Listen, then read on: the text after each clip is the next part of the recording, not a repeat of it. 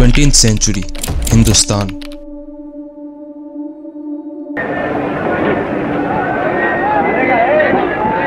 ایک ایسا دور جب مسلمان ایک بہت بڑے انفلیکشن پوائنٹ پر کھڑا تھا۔ مغلوں کے بعد انگریزوں کا راج، پھر تقسیم ہند کا سوال۔ ایسے میں ایک سوال ہر مسلمان کے ذہن میں تھا، اب آگے کیا؟ ہماری پہچان کیا ہے؟ انہی سوالوں کے بیچ حیدرآباد ڈکن کی گلیوں سے ایک آواز اٹھی، کوئی دھماکے دار ریولیوشنری نہیں، بلکہ ایک شریف، سافٹ اسپوکن لیکن اتی تیز اور گہری نظر رکھنے والا ایک ینگ عالم۔ نام تھا سید ابو الاعلیٰ مودودی۔ انہوں نے وہ سوال پوچھا جو لوگ پوچھنا بھول گئے تھے، اسلام کیا ہے؟ صرف مسجد تک محدود ہے؟ کیا قرآن ہمیں زندگی کے ہر پہلو کے بارے میں کچھ نہیں کہتا؟ ان سوالوں کے جواب ڈھونڈنے کی ان کی کھوج نے ایک ایسی تحریک شروع کر دی جو آج تک جاری ہے، ایک ایسی سوچ دی جس نے لاکھوں کو انسپائر کیا تو دوسروں کو اتنا ڈسٹرب کیا کہ ان کے خلاف فتوے تک جاری ہو گئے۔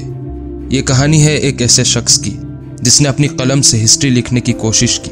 تو آئیے جانتے ہیں مولانا مودودی کے بارے میں، ان کی شروعات، ان کے کام، ان کی سوچ اور وہ کنٹروورسیز جو آج بھی ان کے نام کا پیچھا کرتی ہے۔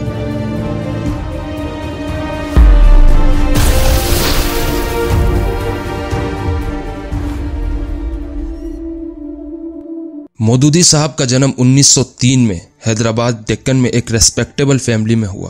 ان کے والد چاہتے تھے کہ وہ ایک اعلیٰ درجے کے مولوی بنے، اسی لیے ان کی تعلیم ٹریڈیشنل اسلامک ماحول میں ہوئی۔ لیکن ایک ٹریجڈی نے ان کی زندگی بدل کر رکھ دی۔ جب وہ صرف 11 سال کے تھے تو ان کے والد کا انتقال ہو گیا۔ اسی وجہ سے ان کی فارمل تعلیم انکمپلیٹ رہ گئی۔ ہائی اسکول کے بعد وہ آگے نہیں پڑھ پائے۔ یہ ایک ایسی آئرنی ہے کہ جس آدمی نے بعد میں اتنی گہری اسلامک کتابیں لکھی، اس کی اپنی تعلیم فارمل طور پر پوری نہیں تھی، لیکن اس نے ہی اسے ایک مختلف سوچ دی۔ انہوں نے خود پڑھنا شروع کیا، اپنی مرضی سے سیکھا۔ ان کی اصلی ٹیچر لائبریری تھی۔ شروع میں وہ ایک جرنلسٹ بنے، امت کے مسائل پر لکھتے تھے۔ یہ وہ دور تھا جب انہوں نے دیکھا کہ مسلمان کس حال میں تھے۔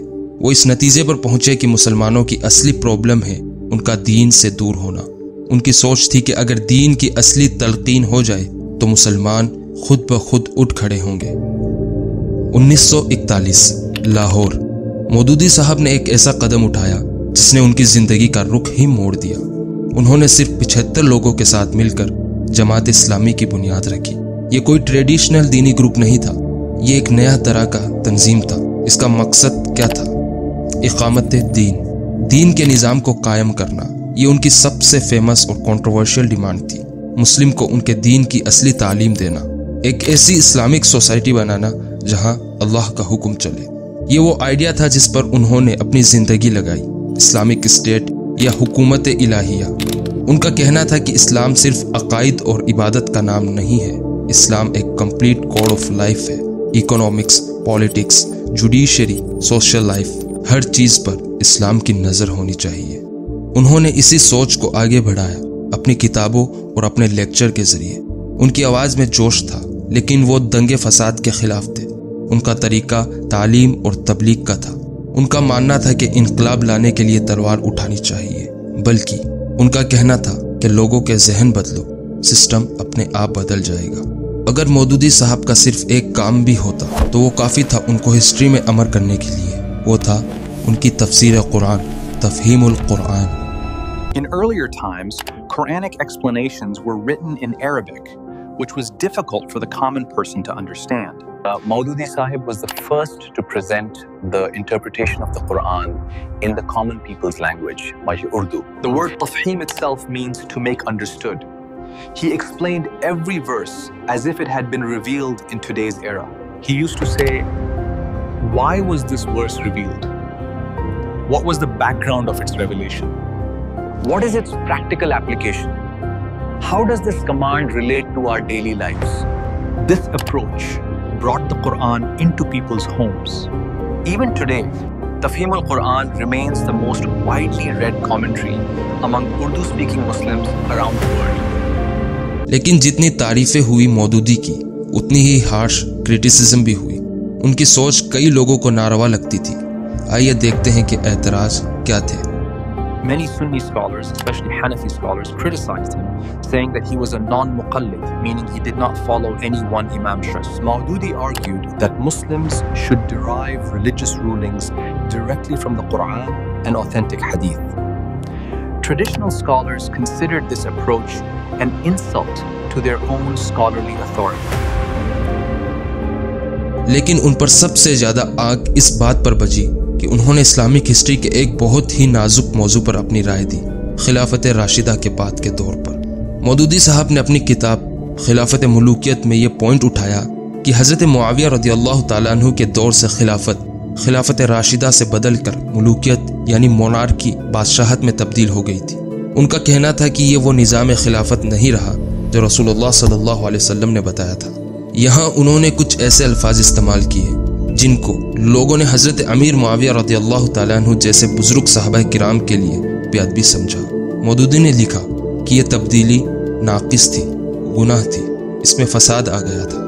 پورے سب کانٹیننٹ کے علماء خشمناک ہو گئے۔ ان کا اعتراض تھا کہ آپ صحابہ کے دور پر ایسے سخت الفاظ استعمال کر سکتے ہیں؟ کیا آپ ان کی اجتہاد کو گناہ کہہ سکتے ہیں؟ انہوں نے کہا کہ یہ صحابہ کی شان میں گستاخی ہے۔ اس ایک کتاب کی وجہ سے ان کے خلاف فتوے جاری ہوئے، ان کی کتابوں کو بین کرنے کی ڈیمانڈز ہونے لگی۔ ان کی اس بات کو ان کے کریٹکس آج بھی ان کے خلاف سب سے بدلا ہوا سلاح کے طور پر استعمال کرتے ہیں۔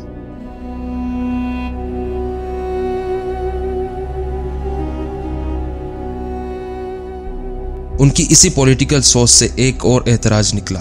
انہوں نے کہہ دیا تھا کہ خلافت اسلام کا ضروری اصول نہیں ہے۔ ان کا کہنا تھا کہ اگر کوئی ڈیموکریٹک اسلامک اسٹیٹ بن جائے جہاں شرعی حکم چلتا ہو وہ بھی کافی ہے۔ کئی علماء نے اس کو بھی غلط قرار دیا۔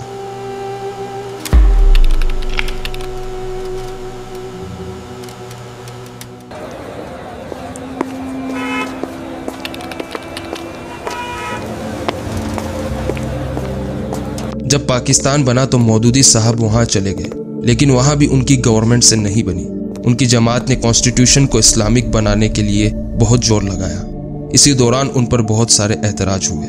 ان کی کتاب الجہاد فی الاسلام پر احتجاج ہوا کہ انہوں نے جہاد کی ڈیفینیشن کو چینج کر دی ہے۔ کئی کنزرویٹو علماء نے تو ان پر فتوے لگا کر ان کو کافر تک کہہ دیا۔ ان کی سزا بھی ہوئی، موت کی سزا سنائی گئی جو بعد میں ختم کر دی گئی۔ وہ زندگی بھر اسی پولیٹیکل اور انٹلیکچوئل جنگ میں گھرے رہے۔ مسلمان اس قوم کا نام ہے جو ایک مشن اپنا دنیا میں رکھتی ہے۔ اسلام کی تبلیغ کبھی پیشہ ور مبلغین کے ذریعے سے نہیں ہوئی ہے، بلکہ ہر مسلمان ایک پیدائشی مبلغ ہے۔ مسلمان ہونے کی حیثیت سے اس کا کام یہ ہے کہ نہ صرف یہ کہ وہ خود مسلمان ہو، بلکہ اپنے قول سے، اپنے عمل سے، اپنے کردار سے، اپنی گفتار سے، اپنی رفتار سے، اپنی ہر چیز سے اسلام کی تبلیغ کرے اور دوسروں کو اثر ڈالے۔ کہ مسلمانوں کی نجات اگر ہے تو وہ اس میں ہے کہ وہ پھر ایک مبلغ قوم کی حیثیت اختیار کریں، محض مسلم قوم کی حیثیت سے۔ تو آخر کیسے ڈیفائن کریں ہم سید مودودی کو؟ کیا وہ ایک مجدد تھے جو امت کو نئی راہ دکھا رہے تھے، یا پھر وہ ایک غلط عقیدے کے متکلم تھے؟ حقیقت بالکل بلیک اینڈ وائٹ نہیں ہے۔ ان کی لیگیسی آج بھی زندہ ہے۔ انہوں نے اسلام کو اصلی انداز میں سمجھانے کا کام کیا۔ ان کی تفسیر ایک انمول خزانہ ہے۔ انہوں نے مسلمانوں کو، خاص کر نوجوانوں کو، اپنی دین پر گھمنڈ دلایا۔ ان کے بعد اسلام کو ایک پولیٹیکل سسٹم کی طرح دیکھا جانے لگا۔ ان کی باتیں کئی جگہ ٹریڈیشنل سوچ سے ٹکراتی تھی۔ ان کی سیاسی تحریک نے ان کو بہت کنٹروورسیز میں ڈالا۔ آخری بات یہ ہے کہ مودودی ایک تھنکر تھے، اور ہر عظیم تھنکر کے ساتھ ہوتا آیا ہے کہ لوگ ان سے اتفاق یا اختلاف رکھتے ہیں۔ وہ ایک ایسی شخصیت تھے جنہیں نہ تو ٹوٹلی نظروں سے اوجھل کیا جا سکتا ہے اور نہ ہی آنکھ بند کر کے پوری طرح قبول کیا جا سکتا ہے۔ ان کی کتابیں پڑھنی چاہیے، ان کی باتوں پر غور کرنا چاہیے، اور پھر اپنا عقل استعمال کر کے فیصلہ لینا چاہیے۔ مودودی صاحب نے اپنی زندگی میں جو کچھ لکھا، کہا اور کیا، اس نے ساؤتھ ایشیا کے مسلمانوں پر ایسی چھاپ چھوڑ دی جو آج تک محسوس ہوتی ہے۔ وہ ایک ایسی انٹلیکچوئل اسپارک تھے جس نے ڈیبیٹ کو جنم دیا۔ اور کیا ہی ہے زندگی اگر ہم صرف وہی مانیں جو ہمارے بزرگ مانتے آئے ہیں اور سوال نہ کریں تو پھر کیسے آگے بڑھیں گے؟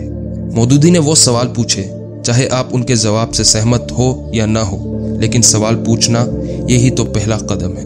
آپ انہیں ہیرو مانتے ہیں یا ہیریٹک؟ کامنٹ سیکشن میں مجھے ضرور بتائیے، ہمیں آپ کی رائے سن کے اچھا لگے گا۔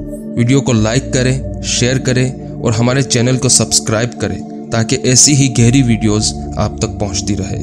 تو ملتے ہیں انشاءاللہ اگلی ویڈیو میں، تب تک کے لیے اپنا خیال رکھیے۔ السلام علیکم ورحمۃ اللہ وبرکاتہ۔